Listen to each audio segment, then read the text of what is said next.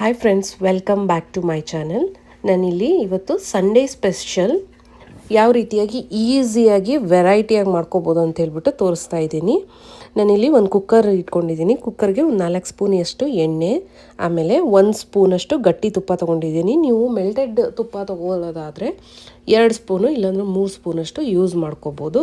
ಗೀ ರೈಸ್ಗೆ ತುಪ್ಪ ಇದ್ದರೆ ತುಂಬಾ ಚೆನ್ನಾಗಿರುತ್ತೆ. ಆಮೇಲೆ ನಾನಿಲ್ಲಿ ಡ್ರೈ ಗರಂ ಮಸಾಲ ಯೂಸ್ ಮಾಡ್ತಾಯಿದ್ದೀನಿ. ಎಲೆ, ಆಮೇಲೆ ಚಕ್ಕೆ, ಮರಾಠ ಮೊಗ್ಗು, ಅನಾನಸ್ ಹೂವು, ಏಲಕ್ಕಿ, ಲವಂಗನ ಇಷ್ಟನ್ನ ಯೂಸ್ ಮಾಡ್ಕೋತಾ ಇದ್ದೀನಿ. ಇದ್ರ ಜೊತೆಯಲ್ಲಿ ಕಟ್ ಮಾಡಿ ಇಟ್ಕೊಂಡಿರೋ ಆನಿಯನನ್ನು ಯೂಸ್ ಮಾಡ್ತಾ ಇದ್ದೀನಿ. ಒಂದು ಮೀಡಿಯಮ್ ಸೈಜ್ ಆನಿಯನ್ ತೊಗೊಂಡ್ರೆ ಸಾಕು.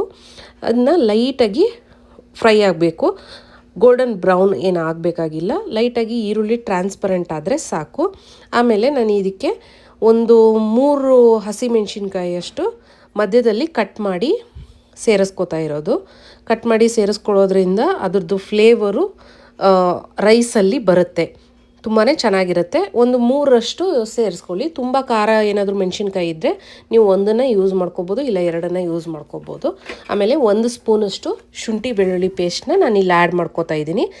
ಶುಂಠಿ ಬೆಳ್ಳುಳ್ಳಿ ಪೇಸ್ಟ್ ಆ್ಯಡ್ ಮಾಡಿಕೊಂಡು 1-2 ಸೆಕೆಂಡಷ್ಟು ನೀವು ಫ್ರೈ ಮಾಡ್ಕೊಂಡಾದ್ಮೇಲೆ ನಾನು ಇಲ್ಲಿ ಕಟ್ ಮಾಡ್ಕೊಂಡು ಇಟ್ಕೊಂಡಿರೋದು ಪುದೀನ ಸೊಪ್ಪು ಮತ್ತು ಕೊತ್ತಂಬರಿ ಸೊಪ್ಪನ್ನ ಆ್ಯಡ್ ಮಾಡಿಕೊಂಡು ಲೈಟಾಗಿ ಫ್ರೈ ಮಾಡ್ತಾಯಿದ್ದೀನಿ.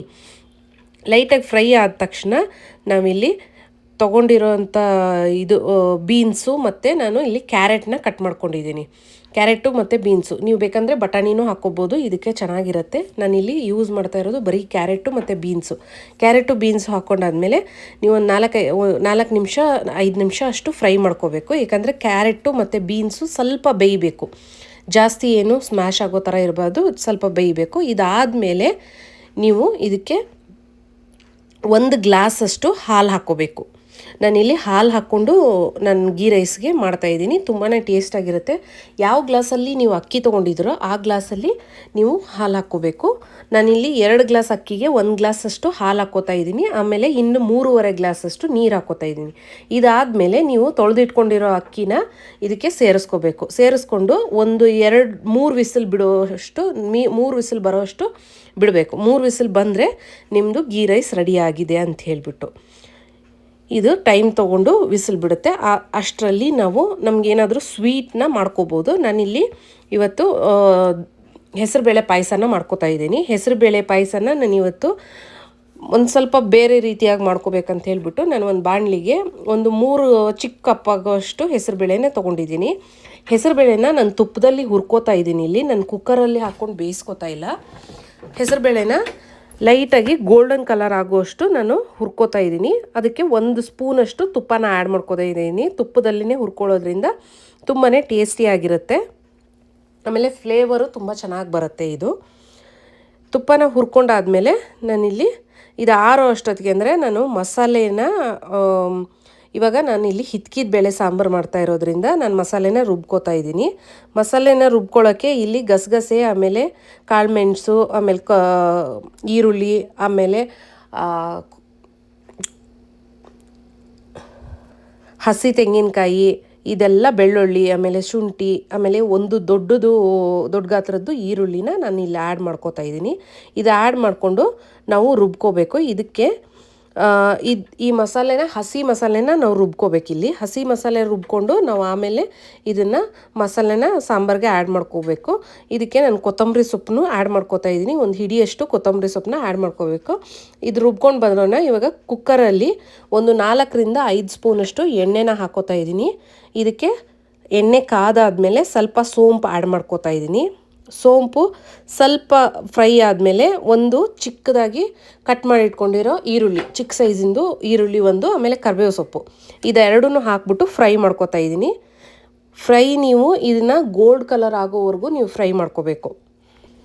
ಇದು ಗೋಲ್ಡನ್ ಬ್ರೌನ್ ಆದಮೇಲೆ ನಾವು ಮಿಕ್ಕಿ ಇಟ್ಕೊಂಡಿರೋ ಎಲ್ಲ ಮಸಾಲೆನೂ ಆ್ಯಡ್ ಮಾಡ್ಕೋಬೇಕು. ಇವಾಗ ಇದು ಗೋಲ್ಡ್ ಕಲರ್ ಆಗಿದೆ.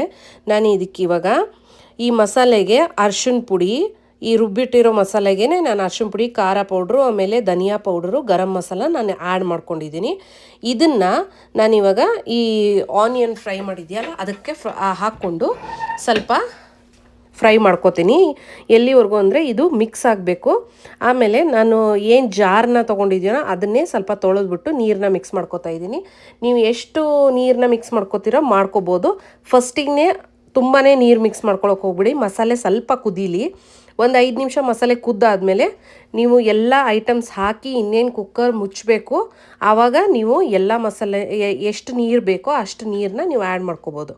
ನಾನಿಲ್ಲಿ ಹಿತ್ಕಿದ ಬೇಳೆ ತೊಗೊಂಡಿದ್ದೀನಿ. ಹಿತ್ಕಿದ ಬೇಳೆ ಒಂದು ಅರ್ಧ kg ಅಷ್ಟು ಹಿತ್ಕಿದ ಬೇಳೆ ತೊಗೊಂಡಿದ್ದೀನಿ. ಹಿತ್ಕಿದ ಬೇಳೆಗೆ ನಾನು ಒಂದು 2 ದೊಡ್ಡದು ಆಲೂಗಡ್ಡೆನ ಕಟ್ ಮಾಡ್ಕೊಂಡಿದ್ದೀನಿ. ಇದು ಟೇಸ್ಟ್ ಆಗಿರುತ್ತೆ ಆಲೂಗಡ್ಡೆ ಹಾಕೋದ್ರಿಂದ. ಬೇಕಂದರೆ ನೀವು ಇಲ್ಲಿ ಕ್ಯಾರೆಟ್ನೂ ಹಾಕ್ಬೋದು, ಬೀನ್ಸ್ನೂ ಹಾಕ್ಬೋದು, ಆಮೇಲೆ ಹಸಿ ಬಟಾಣೆನೂ ನೀವು ಯೂಸ್ ಮಾಡ್ಕೋಬೋದು. ನಿಮ್ಮ ಆಪ್ಷನಲ್ಲಿ ಯಾವ್ಯಾವ ತರಕಾರಿನ ನೀವು ಆ್ಯಡ್ ಮಾಡ್ಕೋಬೋದು ಅದನ್ನು ನೀವು ಆ್ಯಡ್ ಮಾಡ್ಕೋಬೋದು. ಬಟ್ ನಾನಿಲ್ಲಿ 2 ತರಕಾರಿನ ಆ್ಯಡ್ ಮಾಡಿಕೊಂಡು ನಾನು ಮಾಡ್ತಾಯಿದ್ದೀನಿ. ಈ ಟೈಮಲ್ಲಿ ನಿಮಗೆ ಎಷ್ಟು ನೀರು ಬೇಕೋ ಅಷ್ಟು ನೀರನ್ನ ಹಾಕ್ಕೊಳ್ಳಿ. ಯಾಕಂದರೆ ಇದು ಮಸಾಲೆ ತುಂಬ ಗಟ್ಟಿಯಾಗಿ ಆಗಿಬಿಡುತ್ತೆ. ಸೊ ನಾನಿವಾಗ ಮೀಡಿಯಮ್ಮಾಗಿ ನಾನು ಗ್ರೇವಿ ಥರ ಮಾಡೋದ್ರಿಂದ ನಾನು ಮೀಡಿಯಮ್ಮಾಗಿ ನೀರನ್ನ ಯೂಸ್ ಮಾಡ್ಕೋತಾ ಇದ್ದೀನಿ. ನೀರನ್ನ ಈ ಟೈಮಲ್ಲಿ ನೀವು ಆ್ಯಡ್ ಮಾಡಿಕೊಂಡು ಕುಕ್ಕರ್ನ ನೀವು ಕ್ಲೋಸ್ ಮಾಡಿಕೊಂಡು ವಿಸಿಲ್ ಹೊಡೆಸ್ಕೋಬೋದು. ಇದು ಒಂದು 2ರಿಂದ 3 ವಿಸಿಲ್ ಹೊಡೆದ್ರೆ ಸಾಕು. ಹಿತ್ಕಿದ ಬೇಳೆ ಆಗಿರೋದ್ರಿಂದ ಇದು ಬೇಗನೆ ಬೆಂದೋಗ್ಬಿಡುತ್ತೆ, ತುಂಬ ಟೈಮ್ ತೊಗೊಳ್ಳಲ್ಲ.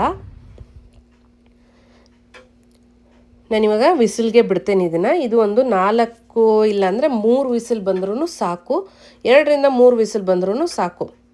ಅಷ್ಟೊತ್ತಿಗೆ ಅಂದರೆ ನಾವು ಹೆಸರು ಬೇಳೆನ ಹುರಿದಿಟ್ಕೊಂಡಿದ್ವಿ. ಹೆಸರು ಬೇಳೆಗೆ ನಾನಿಲ್ಲಿ ಒಂದು 2 ಸ್ಪೂನಷ್ಟು ಹುರ್ಗಡ್ಲೆ ಪೌಡ್ರನ್ನ ಮಾಡ್ಕೊಂಡಿದ್ವಲ್ಲ, ಅದನ್ನು ಒಂದು ಹುರ್ಗಡ್ಲೆ ಪೌಡ್ರ್ ಮಾಡ್ಕೊಂಡಿರೋದನ್ನು ನಾನು 2 ಸ್ಪೂನಷ್ಟು ಯೂಸ್ ಮಾಡ್ಕೋತಾ ಇದ್ದೀನಿ.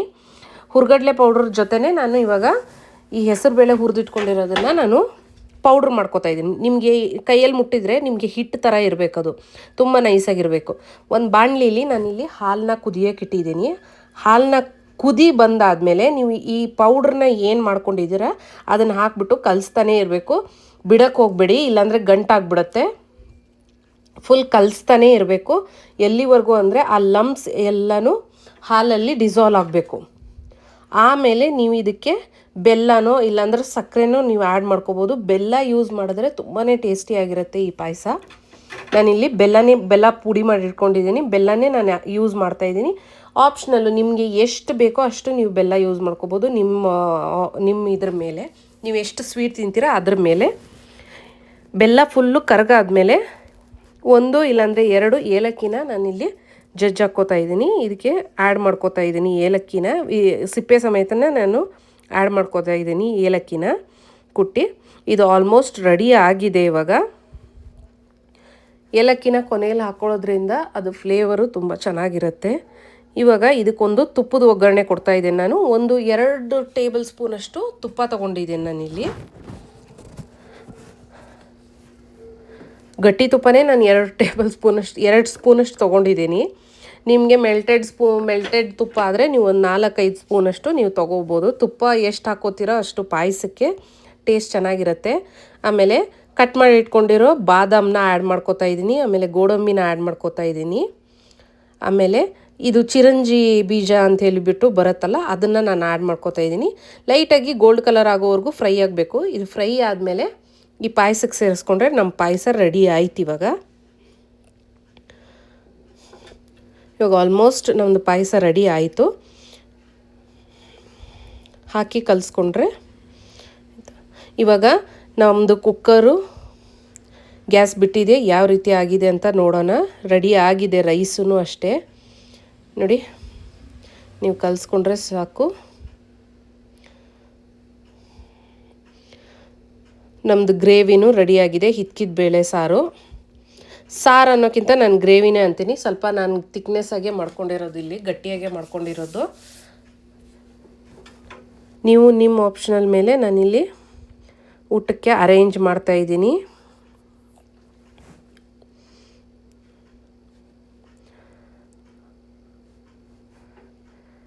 ಹಿತ್ಕಿದ ಬೇಳೆ ಸಾರು, ಗೀ ರೈಸು, ಆಮೇಲೆ ಹೆಸರುಬೇಳೆ ಪಾಯಸ, ಸಲಾಡ್ಸು. ನೀವು ಯಾವ ವೆಜಿಟೇಬಲ್ದು ಸಲಾಡ್ಸ್ ಆದರೂ ನೀವು ತೊಗೋಬೋದು. ಸಲಾಡ್ಸ್ನ ನಾನು ಯೂಸ್ ಮಾಡ್ತಾಯಿದ್ದೀನಿ ಇಲ್ಲಿ. ಕ್ಯಾರೆಟು, ಆನಿಯನ್ನು, ಆಮೇಲೆ ಕುಕುಂಬರ್ನ ನಾನು ಯೂಸ್ ಮಾಡ್ಕೋತಾ ಇದ್ದೀನಿ. ಇಷ್ಟೆಲ್ಲ ಆದಮೇಲೆ ಹಪ್ಪಳ ಇಲ್ಲಾಂದರೆ ಯಾವುದಾದ್ರೂ ಬೋಟಿ ಫ್ರೈ ಇರದೇ ಇದ್ದರೆ ಚೆನ್ನಾಗಿರುತ್ತಾ. ಸೊ ಅದಕ್ಕೆ ನಾನಿಲ್ಲಿ ಬೋಟಿನ ಫ್ರೈ ಮಾಡ್ಕೊಂಡಿದ್ದೀನಿ. ನನ್ನ ಮಗಳಿಗೆ ತುಂಬಾ ಇಷ್ಟ ಇದು ಬೋಟಿ ಫ್ರೈ. ಸೊ ನಾನಿಲ್ಲಿ ಬೋಟಿನ ಫ್ರೈ ಮಾಡ್ಕೊಂಡಿದ್ದೀನಿ. ಸಿಂಪಲ್ಲಾಗಿ ಒಂದು ಅರ್ಧ ಗಂಟೆಯಲ್ಲಿ ಎಲ್ಲನೂ ಆಟ್ ಎ ಟೈಮಲ್ಲಿ ಯಾವ ರೀತಿಯಾಗಿ ಮಾಡ್ಕೊಬೋದು ಅಂತ ಹೇಳ್ಬಿಟ್ಟು ನೋಡಿದ್ದೀನಿ. ಇಷ್ಟ ಆದರೆ ದಯವಿಟ್ಟು ಸಬ್ಸ್ಕ್ರೈಬ್ ಮಾಡಿ, ಕಮೆಂಟ್ ಮಾಡಿ, ಲೈಕ್ ಮಾಡಿ. ಇವತ್ತು ಸಂಡೇ ಸ್ಪೆಷಲ್ ಊಟ ರೆಡಿಯಾಗಿದೆ ನಮ್ಮದು. Thank you so much for watching.